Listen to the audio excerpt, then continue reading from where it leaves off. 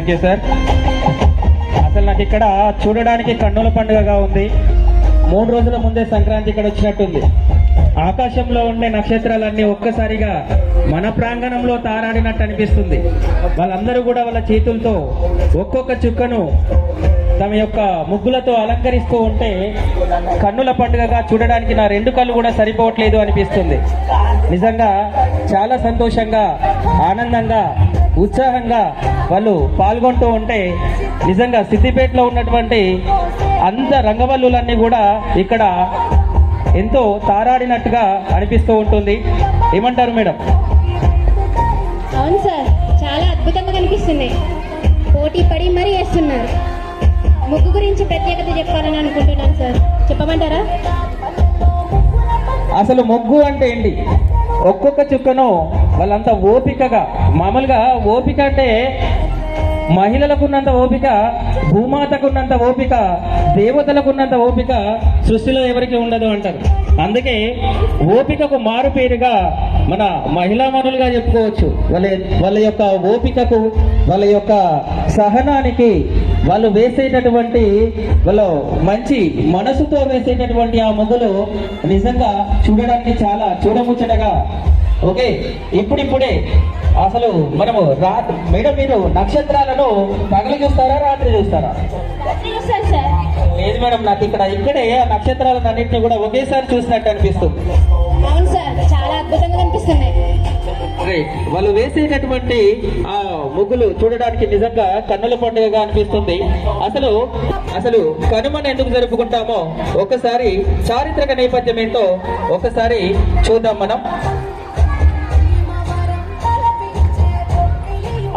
ఇక్కడ మీరు ముగ్గులు వేసేటటువంటి వాళ్ళకి అందరికీ కూడా ఒక ముఖ్య గమనిక జాగ్రత్తగా వినండి. ఎవరు కూడా మీ ఫోన్లలో అందరూ కూడా మీరు జాగ్రత్తగా గమనించండి అమ్మా. అందరూ కూడా స్వతహాగా వేయాలి.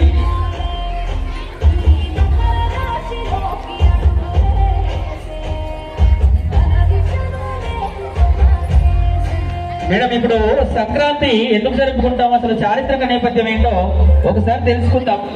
మామూలుగా ఈ యొక్క సంక్రాంతి అనగానే మనకు గుర్తుకొచ్చేది ముందుగా ఏం గుర్తుకొస్తుంది మేడం? సంక్రాంతి అనగానే నాకైతే చెగోడీలు గుర్తుకొస్తాయి మేడం. ఉంటామా మేడం? జీవితం మొత్తం సంతోషంగా ఉంటామా? సమస్యలు వస్తూ ఉంటాయి సార్. ఓకే, ఆ సమస్యలను ఏంటి అని అంటే పందెం కోడిలా ఆ సమస్యలన్నింటినీ కూడా ఎప్పటికప్పుడు కూడా ఒకదాని వెంట ఒకటి పరిష్కరించుకోవాలని చెప్పేసి మనం పందెం కోళ్ళ ద్వారా మనం తెలుసుకుంటూ ఉంటాం. ఆకాశంలో గాలిపటంలా ఉండాలనుకుంటాం. ఎప్పుడైనా ఎవరైనా ఎవరి జీవితంలో అయినా సరే ఓకే, ఎదుటి వాళ్ళ నుంచి మంచి గొప్ప పేరును కానీ గొప్ప అనుభూతిని కానీ పొందాలని, చెరుకు గడ లాంటి తీయని జీవితాన్ని పొందాలని చెప్పేసి అని అనుకుంటాం. అందరికీ కూడా మరొకసారి సుస్వాగతం, స్వాగతం. ఓకే, సంక్రాంతి అసలు ఎందుకు జరుపుకుంటాం, సంక్రాంతి యొక్క చారిత్రక నేపథ్యం ఏంటో ఇప్పుడు ఒకసారి చూద్దాం. సంక్రాంతి అనగానే మనకు నూతన క్రాంతి అని చెప్పేసి అని అంటూ ఉంటారు. అసలు క్రాంతి అంటే మేడం ఏంటి మేడం? క్రాంతి అంటే వెలుగు, రీజన్, గొప్ప కారణం, ఒక గొప్ప చరిత్ర ఉంది. దాని గురించి తెలుసుకుందాం. మేడం మీరు చెప్తారా? ఓకే, చూడండి, కొత్త వెలుగు అని చెప్పేసి అని అంటూ ఉంటారు. మన సూర్యుడు, మన జీవిత సంక్రాంతి అని చెప్పేసి, మకర సంక్రమణం అని చెప్పేసి మనము జరుపుకుంటూ ఉంటాం. అందరూ కూడా ముగ్గులు చాలా బాగా వేస్తున్నారు. నాకు ఎందుకో ఆ ముగ్గుల వైపుకే నా దృష్టి అంతా కూడా మరలిపోతూ ఉంటుంది.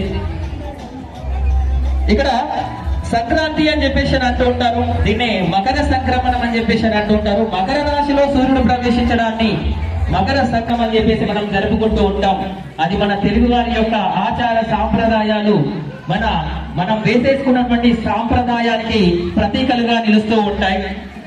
ఒకసారి చూడండి, 12 రాశుల్లో సూర్యుడు ప్రవేశించే క్రమంలో మనకి 12 సంక్రాంతులు వస్తాయి. అది నెలకి ఒక సంక్రాంతి, మాసానికి ఒక సంక్రాంతి వస్తుంది. సూర్య సంక్రమణం జరిగేటప్పుడు సూర్యుడు ఏ రాశిలో ఉంటే ఆ సంక్రాంతి అని చెప్పేసి అంటూ ఉంటారు. ఇది సాంప్రదాయమైనటువంటి పండుగ సంక్రాంతి. ఇందులో మొదటి రోజును భోగి అంటారు. ఏమంటారు? భోగి అంటారు. అసలు ఆ భోగి వెనుక ఉన్నటువంటి చరిత్ర ఏంటి, చారిత్రక నేపథ్యం ఏంటి, ఎందుకు భోగి పండుగను జరుపుకుంటాం, తరువాత వచ్చేటటువంటి మకర సంక్రాంతిని ఎందుకు జరుపుకుంటాం, తరువాత వచ్చేటటువంటి కనుమ పండుగను ఎందుకు ముగ్గును ఒక్కో విధంగా పిలుస్తారు.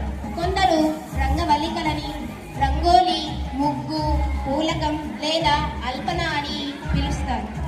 ఇంటి ముందు ముగ్గు వేయడం వలన ఇంటికి అదృష్టాన్ని తీసుకొస్తుందని నమ్ముతూ ఉంటారు.